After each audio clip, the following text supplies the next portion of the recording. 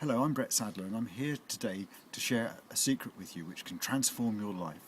And not only transform your life, but transform the life of many other people around you. Now, I'm a great believer in the immense possibility for the human spirit. And I do a lot of work with people, both executives and I work with youngsters as well. And I'm always astounded at just how incredible the transformations are that happen with these people.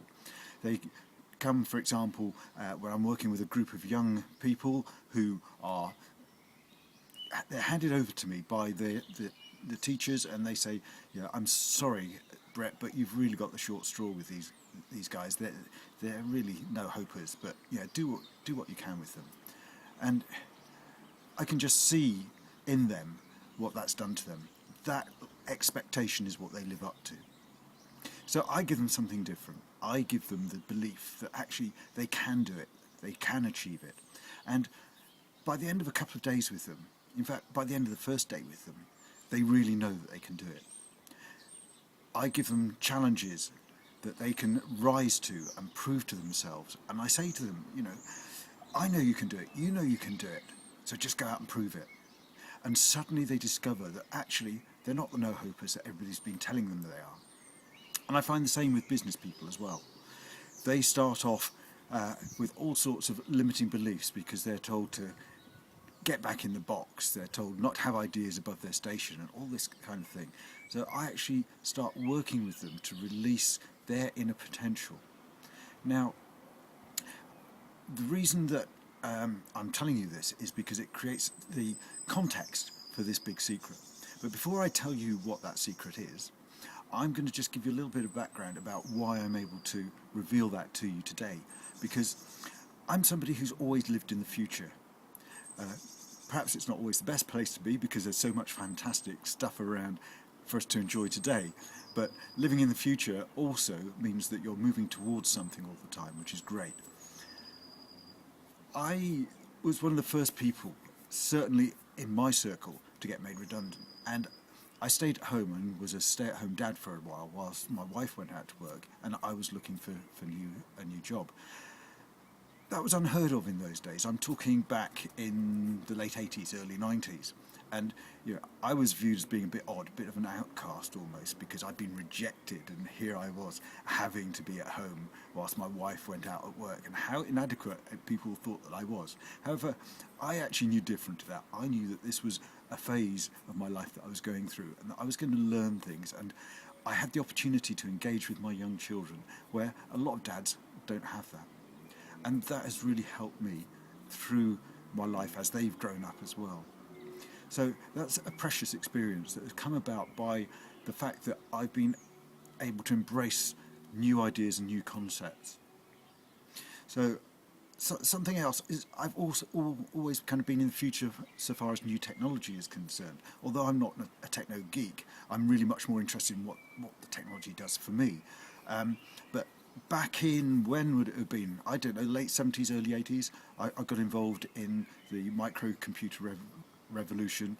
I was involved in programming and all that kind of thing. Even though that wasn't my main job, the company that I worked with, they always, if there was something a bit out of the ordinary, they would give it to me because I love a challenge. So I would get all these interesting and fun projects. And one of them was doing programming for the new mini computer that was being brought in to revolutionise the efficiency of our factory. So had a great load of fun about that. But the reason I'm telling you that is that back in the 90s, one of the things that I was predicting was that one day we would be able to stand or sit in front of a flat screen on the wall and we'd be able to talk to our relatives in Australia as though they were in the next room.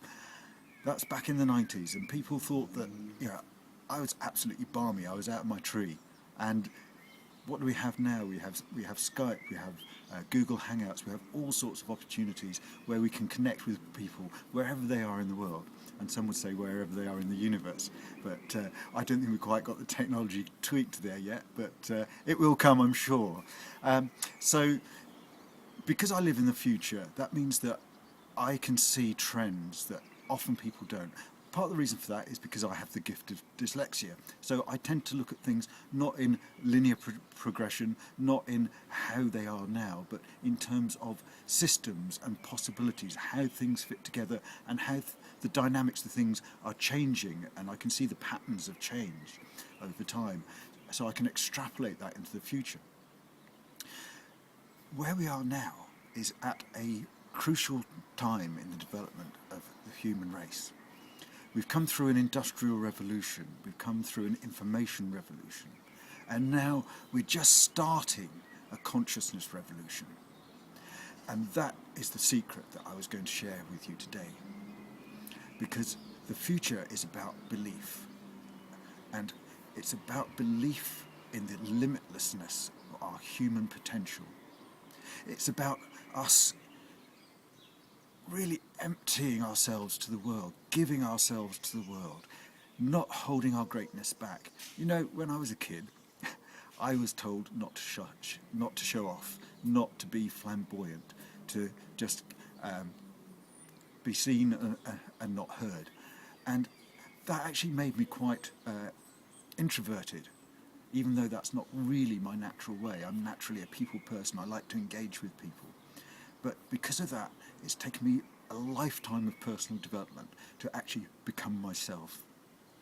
Now, what I want is for us to work together to create an environment where people can be themselves, where people can be their best selves, where they can contribute, where they're not told, oh, that's not your job or that's not your place to interfere with that particular person and their problem. Actually, it's our duty to help people be the best they can be.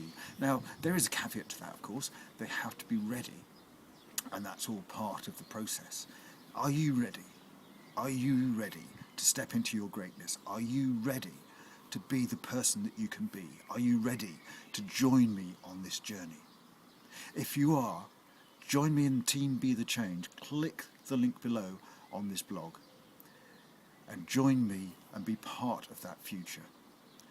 The future isn't here yet, but it's coming. And the sooner you get in, the sooner you join, the sooner you can start to ride that wave when it happens.